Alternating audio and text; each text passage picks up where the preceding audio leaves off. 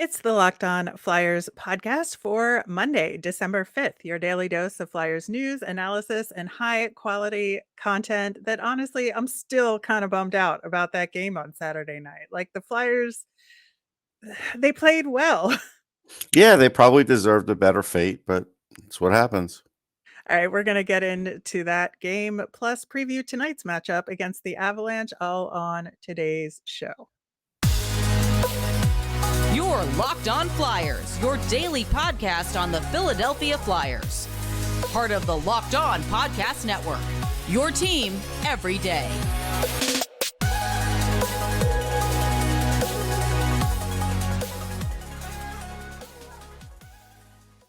Hi there, I am Rachel Donner. You can find me on Twitter at rmiriam. I'm here as always with Russ Cohen, who's on Twitter at Sportsology. Thanks for making us your first listen every day. You can follow the podcast on Twitter and Instagram at Locked On Flyers. That's where you'll keep up to date on our episodes and Flyers news, all that good stuff. You can also email the show at lockedonflyers@gmail.com. We've got a mailbag on Wednesday, so get those questions in. Locked On Flyers is free and available on Apple Podcasts, Spotify, Odyssey, wherever you get your podcasts. So subscribe. You'll get all of our episodes here on the Locked On Podcast Network. Plus, we're over on YouTube, so subscribe there as well. Russ, it was a heartbreaker versus the Devils, I gotta say. And in some ways, the way Torts went about it post game with being very terse, maybe wasn't the best approach, but his sentiment was accurate. They played a really solid game defensively. Like they held the New Jersey Devils, who are atop the league, to 16 solid minutes without a shot on goal. I mean, that is impressive. No, it was. I think with Torts post game, I think he was going to be mad at the media no matter what. They weren't dumb questions. He was just going to act like that. Yeah. But yeah, we all could see they played a good game. It's just, that was a shame because, like you said, the defense did clamp down. First period, especially, they were really good. And then, like you said, 16 minutes without a shot is amazing against that team where they have so much puck generation and speed and neutral zone speed and all of that. Good passing. So yeah, they did accomplish that. What the part that I am getting salty about with some people online is their expectations are so low in the toilet that they're just kind of like, they don't have anybody who could score anyhow. But they do have guys who should be able to score. They have 3 or 4 that are in the lineup now that should be scoring more. And what I wrote in my article and also online was, Carter Hart didn't give up a great goal with the miscue, and then even the rebound for Jack Hughes wasn't great either, right? But at some point, the team has to pick him up, and I felt like they could have picked him up to the point of at least tying that game. I wasn't asking for a win, but they should have been able to tie it to kind of let Carter Hart off the hook, and it didn't happen. Yeah, I mean, Schmidt played a really good game, I would say, in net for the Devils, but I do think it was possible to win that game, and I think you're right. Yeah. And I can understand. I don't think the Flyers have enough goal scorers on this team. I think they can use more, and I feel like that's been the mantra for the past 3 years. Oh, we need goal scorers on this team, and I think there's been an internalized thing to say that we don't have that. Correct. And that we still don't have that. And, maybe some of these guys won't work out, because they can't score goals, but they should be able to. I think you're right on that aspect of it. And I really feel strongly about that. And I think that one of the guys who needs to get on the score sheet more is Joel Farabee. Yeah. I really think that he, especially with Wade Allison out, like partway through that game, I was like, God, I wish Wade Allison was in this game.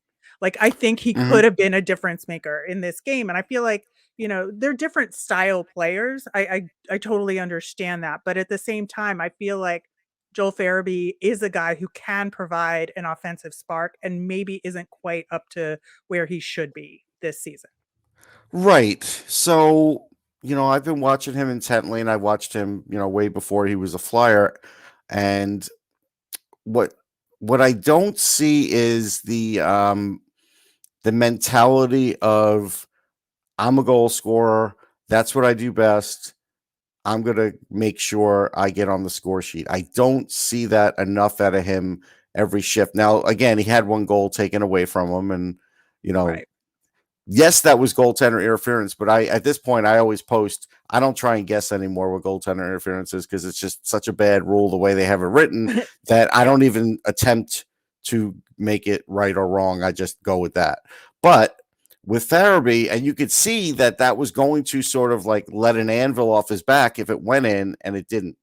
So it's not like he's not doing good things in games, but I just feel like he's Right. been more of a pass first guy as well, where he needs to actually score. He's one of those guys I'm talking about. Yeah, exactly. And, I think one of the things or one of my theories about what's going on here is that some of these guys are so focused on systems and playing the right way in the Mm-hmm. John Tortorella world that they're losing that creativeness to just take the shot. Right? So I do think that there's something to it in terms of the system that they're playing right now, that it doesn't encourage that kind of going outside the box a little bit. And so maybe some guys are a little scared to do those sorts of things because it's not what they're supposed to do. Right. But at the same time, like some of them have spots on the team to keep at this point, and so they should just do it, right? Yeah. I mean, what's amazing is for the good start that Owen Tippett was off to, he's almost at the same numbers, same pace as last year. It's just that he's got a few more goals and a couple more Mhm. points. And I feel like he should be, doing better than that. But, I do think the power play putting him on the other side kind of screwed him up. So I don't think the coaching staff did him any favors. Yes, they were sort of, messing around with things, but, again, sometimes too much tinkering is a bad thing too. But just as far as shots on goal, as an example, Tony DeAngelo, 3. Now he's a guy who's capable of scoring. He had 3. If Scott Lawton has your most shots on goal with 7, guys aren't shooting enough as far as getting it on net. That's the way I look at it because we know Scott Lawton's going to get 10, 11 goals every year. But if he's the aggressor out there and shooting, Kevin Hayes at 5, that's fine. But Kevin Hayes still has issues, by the way, and I'll bring that up after. But as far as Scott Lawton, he should never be leading your team in shots on goal, no matter what iteration of this team is. Yeah, he doesn't present himself as the player that should be that guy, and yet he is. And Right. so, yeah, and I think you have a good point there about consistency because, I was just looking at line data, right? So Mm-hmm. I went to Money Puck, and Mm-hmm. so you look at lines, and it's funny because the default number of minutes together in order to have your results show is like I forget what it is, but it's a decent number. And the only lines that the Flyers have above 50 minutes together this season so far are Hayes centering Tippett and TK and Hayes centering Farabee and TK. Yeah, it That's it. should. There are, and I Yeah. understand there are injuries, but when you don't have that consistency, I think some of that creativity goes away because they're just adjusting to playing together. No, I think that's true, and I think again, if you want to say, hey, we were kind of testing things around first part of the season, that's fine. But now it should be less testing around, and you should have a better. At this point, I feel like the coaching staff should know who are their guys, who are their temporary guys, and who are the young guys that still maybe have a chance of having an impact on the team this year. And I don't feel like they know that. And I feel like they're behind on that. Yeah, another interesting data point out of that is that Sedlak is on the top 2 lines for, expected goals percentage for lines with more than 25 minutes together, and I'm like, "Ah," and he scored. So, Yes. that Yeah. was, like, Well, an interesting what it point. proves is, like said, like, plays hard, right? And Mhm. there's a thing that I always do, and it's not really, I don't know if they really have a stat for it, but this is something I do with fantasy, but also in real hockey. And that is if you give certain players enough minutes, they are going to get you points more than they've ever gotten before because they've never had those minutes before. But then if you start looking at the cost per those minutes, like how productive are those minutes, then that's when you realize, okay, that's why the guy has never been up there before, because while he will score for you if you have him on the second line, he's not going to score like an average second liner in the NHL. Right. Right. And where is that differential? Right. Right. And what's the cost benefit of that differential? I think Right. that's a really good way to look at it. I do want to say one nice thing about the Flyers. Mhm. We've been kind of not nitpicking, just talking about some Well, there's improvement systemic. here, but Yeah, yeah, there's yeah, so I just want to talk about the special teams because I think they have been improving and they got a really nice power play goal in this one with they did. really good puck movement. And I was very impressed by that. It was clearly a planned play and it worked, which was good. And then the PK was really great. They held the Devils to, I think, 2 shots and a post Yeah. overall in 3 penalty kills, and they got 2 shots of their own on the PK. And so I do want to call that out because it was good. Yeah. I mean, I did write about it. Delorier did a good job of penalty killing. And Hmm. Konechny said after the game they had been working on the power play. So you could see that. But again, why I was complaining that the power play wasn't doing well enough was not because I was beating a dead drum and felt like, well, there's nothing here, but they could do better. It's because they could make a play like that. Those guys on the ice made a play like that. That means they can do it again, and that means they can do it again, and that means they should be scoring more on the power play. That's what I was beating the drum about, because the potential is there. Even with these guys, even with what Right. you look at as a downtrodden lineup, they still have some guys. Yeah. All right. Well, we've got another game tonight against the Colorado Avalanche, and we are going to talk about them next. Today's episode sponsored by Athletic Greens. I started using Athletic Greens because I wanted better gut health, more energy, optimized immune system, and hated taking pills and vitamins and wanted a supplement that actually tastes great. With one delicious scoop of Athletic Greens, you're absorbing 75 high-quality vitamins, minerals, whole food sourced superfoods, probiotics, and adaptogens to help you start the day right. The special blend of ingredients supports your gut health, your nervous system, your immune system, your energy, and your focus. It costs you less than $3 a day. You're investing in your health, and it's cheaper than your cold brew habit. It's lifestyle friendly, whether you eat keto, paleo, vegan, dairy-free, or gluten-free. Athletic Greens contains less than 1 gram of sugar, no GMOs, no nasty chemicals, or artificial anything while still tasting good. Right now, it's time to reclaim your health and arm your immune system with convenient daily nutrition. It's just 1 scoop in a cup of water every day. That's it. No need for a million different pills and supplements to look out for your health. To make it easy, Athletic Greens is going to give you a free 1-year supply of immune-supporting vitamin D and 5 free travel packs with your first purchase. All you have to do is visit athleticgreens.com/NHL Network. Again, that is athleticgreens.com/NHL Network to take ownership over your health and pick up the ultimate daily nutritional insurance. Check out the Locked On Sports Today podcast. From the games that matter the most to the biggest stories in sports, go beyond the scoreboard and behind the scenes with local experts and insights only Locked On can provide. Locked On Sports Today, available on YouTube and wherever you get your podcasts.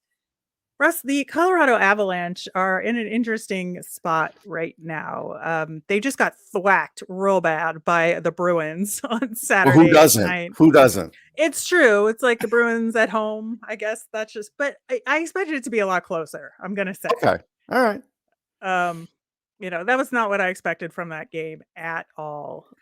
Before that, they beat the Sabres, but then they got shut out 5-0 by the Jets, and they won versus Dallas. It's been a struggle for them, and I think as Stanley Cup champions, they really have struggled with adjusting to the injuries, I think, a little bit in a way that the Flyers have had a ton of injuries, but there's not much to adjust to relative to the Avalanche. But they have Landeskog and Helm are on LTIR. Nishushkin's very Nishushkin's out. important. Yeah. Yeah, Curtis McDermott, Shane Bowers on IR. Josh Manson's Manson, important. yeah, just added to IR. He's week to week now. And Bo Byram, Evan Rodriguez didn't travel on the road trip. they are It's a expected lot to of be injuries. It is. it's a lot of injuries, and so for a team that's a well-oiled machine to have to adjust to this may be a little bit more difficult in the grand scheme of things than a team like the Flyers to adjust to injuries because it's just kinda more plug and play, Yeah, I think that's um true. but, aside from that, they're still 7-3 in their last 10. They're in 3rd in the division behind the Stars and Jets, and, they're still an amazing team, like, with all of those injuries, they still have Nathan MacKinnon, Mikko Rantanen, Cale Makar, Lehkonen, they've got so many weapons on this team, and it's going to be a real challenge. I think a different challenge than the Devils because they're a different style team, but still, I think something that is good for the Flyers to experience. Yeah, so I think you have to look at Joe Sakic and give him a lot of credit for building depth. Hmm. And they've also drafted well. So they've done both. And they've developed pretty well too. So when those things are working, this is what it looks like. The difference, the Flyers game plan against the Devils was we're going to dump and chase even more than usual, even though we're not going to win the puck battle. We know we're not, but we're just going to try and keep the puck away from the Devils as much as possible and have them skate the whole 200 feet. And they did that. And it worked to some degree. You won't be Hmm. able to do that against the Avalanche because Makar is going to retrieve that puck every time, and you're going to have a And hard just time skate it the stopping other him. way, and he Yeah, won't it's even break a sweat.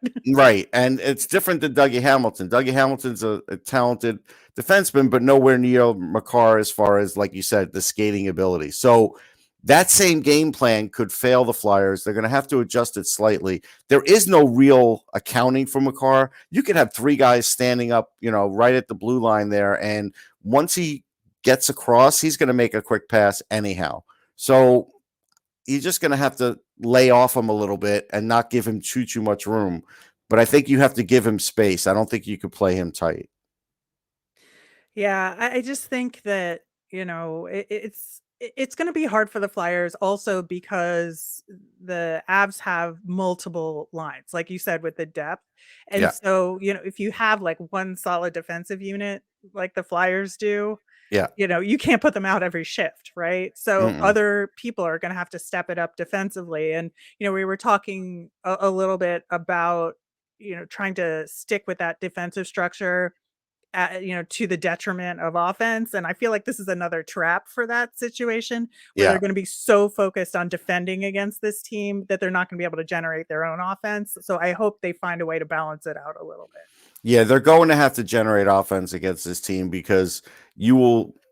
The Devils have been winning a lot of games, yes, Yeah. but the Devils, they have Jack Hughes, who's tremendous, but Colorado still has more game-breaking guys, even in their lineup, than the Devils do.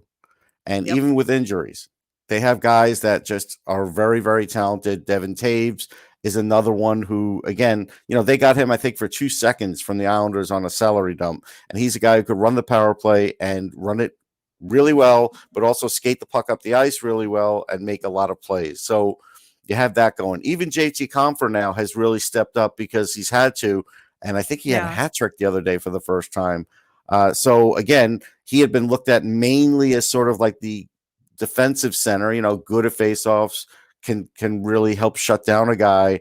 And now he's showing, yeah, I've got offense too, because he always did, but maybe not like this. Maybe, now that he's been asked to step up, he's found another gear offensively. So, that's another guy. And so they still, matchup wise, they're still going to be hard. Lehkonen is going to be that guy that is going to get under everybody's skin. So if there's a fight, it'll be with him, and who knows with on the Flyers. Rantanen's Rantanen. I mean, it's easy to say, all right, Makar, you can't keep off the stat sheet, but let's try and cover Rantanen, and it's almost as hard because he, when he goes down low, he's a big man with great hands, and he's a lot like Draisaitl in that regard. And he probably doesn't get credit for being almost as good as Draisaitl, but he is.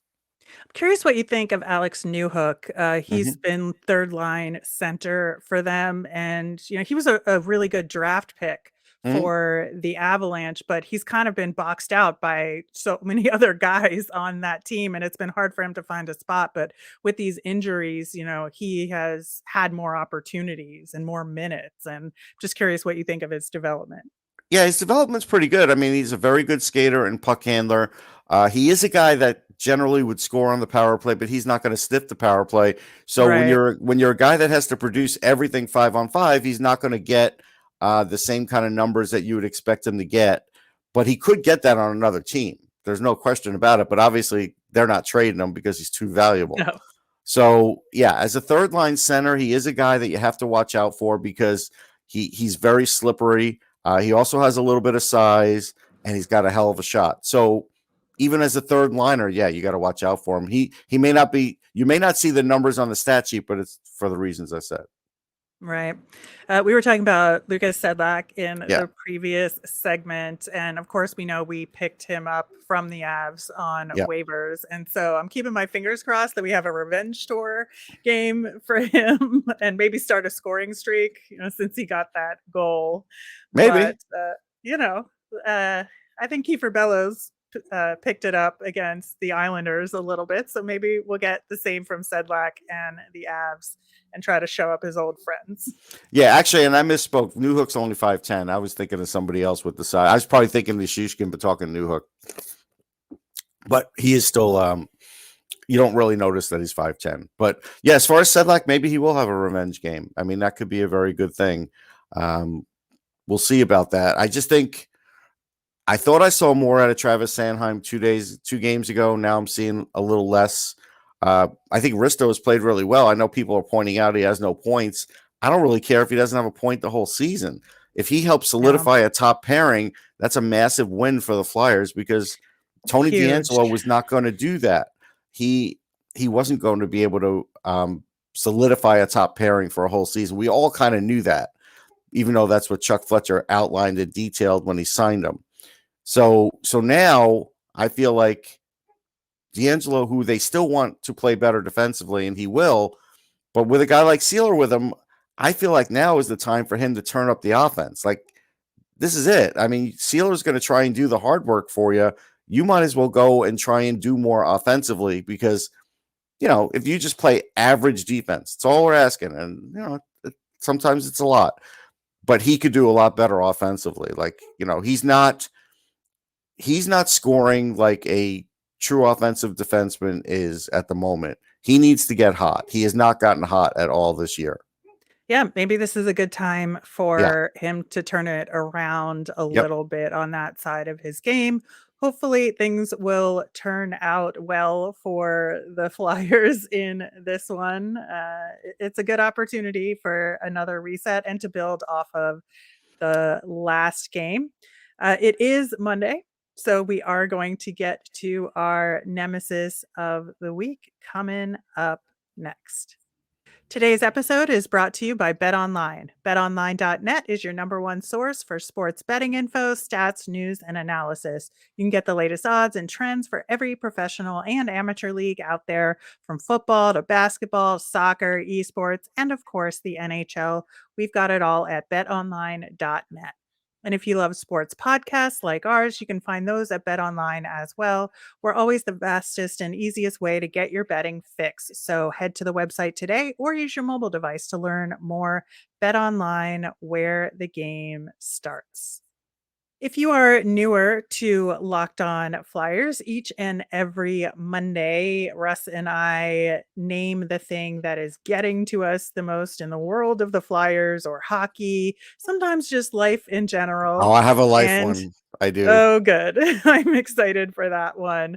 But yeah, so we just try to like air our grievances and talk about what we're, a little nervous about for the upcoming week. And last week I talked about kind of stopping the bleeding for the Flyers, but we had some really great teams to face. And were we going to be able to do that? Mixed results in terms of, finally breaking that losing streak, but, having some disappointing results where the Flyers maybe could have won was also not great. So I think this week it's the frustration that we have more tough teams to play this Yeah. week. And that, despite playing well against the Devils, didn't get the result. So yeah, for me, it's really just that frustration that, come on, like, can't we get like a series of games where we feel like we can build some confidence here? The schedule gods did not comply with that No. request. So, we're facing the Avs, the Caps, Vegas, and the Yotes this week. And the Yotes are winning some games. It's not like They they're a are. walk in the park right now. So, No, but I get what you're saying, and again, this is why what they did against the Devils, they're capable of doing against every team. They just have to gain more consistency. And I just feel like they're mhm. not all fully united yet with the message from Torts. That's what I think it is. Yep. When they do, then I think what you're asking for will happen. So my thing is going to be this time of year is the infomercial time of the year, and so home shopping sometimes can be a source of comedy for me. Tony Little came out of the woodwork and was selling like a ridiculous vibrating board that you could stand on, and that was fun for 15-20 minutes. And Curtis Stone now seems to be owning that channel, and he does it. He doesn't even have to be there. You don't even have to be there anymore. Now they just pre-record it and they have the host sort of talk around it like they're together, and it's kind of weird, but it says previously recorded. But this is the big thing. He made a mortal mistake in the food world. He has this waffle maker and he's making waffles, and he's like, you could put anything in these waffles, and he put lox and cream cheese in the waffle. And I'm sorry. No. There is, and he cut it, and he's like, look, it's great. Everybody likes this. And I tweeted that he just killed Sunday morning breakfast forever for a lot of people, because that has never been a combo and will never be a combo. It is not a bagel is not the same as a waffle. That's what we have to get at. This is true. Wow. That's a big grievance. Yeah. That is huge. I'm more like honestly shocked that you would watch an infomercial long enough to have a grievance Oh, because we were about it. laughing. No, we were laughing. Okay. Okay. That's why. Like, It I was a don't good know, source of man. comedy. Yeah. All right. Wrapping up with our Flyers fun thing. Our ECHL team, the Reading Royals, have been playing really well. They've won 10 of their last 11 games, and they've been a lot of fun to watch. And with the minor league, obviously they do a lot of like specialty jerseys and, Yes, they and do a lot of promotions. them. They do a lot of them, and the one they did most recently was a Margaritaville jersey, and it is so great. I put a link to it in the show notes, and they were auctioning them off, but the auction is now closed. Sorry, I didn't get this to y'all before it closed. But they're still like spectacular to look at, and they did some promos with players like actually drinking margaritas like with sunglasses while skating around the ice. It It's was so very cool. cute. Very, very Yeah, cute. I love it. I love all Yeah. those extra jerseys that they Oh, do. they're so good. They're so good. But we do have to give the Reading Royals credit here. I mean, they were a playoff team last year, and they're Mhm. sort of looking like it this year. And that is a good thing to be affiliated with a team that's winning. It is. It's good to have one of your affiliations doing really well like that. It really is. All right, that will do it for today. We will be back tomorrow. We're going to recap tonight's game against the Avalanche. We'll do our weekly Phantoms check-in. Kind of a mixed bag, but with some interesting notes to talk about from this past weekend. As a reminder, we always want to hear from you. We've got a mailbag Wednesday, so you can tweet us your questions or send us a message on Instagram at Locked On Flyers. You can email us at lockedonflyers@gmail.com, or you can comment over on YouTube. I'm Rachel. I'm on Twitter at rmiriam. That's RMIRIAM. I'm Russ. I'm at Sportsology, SPORTSOLOGY. Thanks for making Locked On Flyers your first listen. For your next listen, check out the Locked On Sports Today podcast. It's the biggest stories of the day, plus instant reactions, big game recaps, and their take of the day. It's available on the Odyssey app, YouTube, and wherever you get your podcasts. Have a great day, everyone.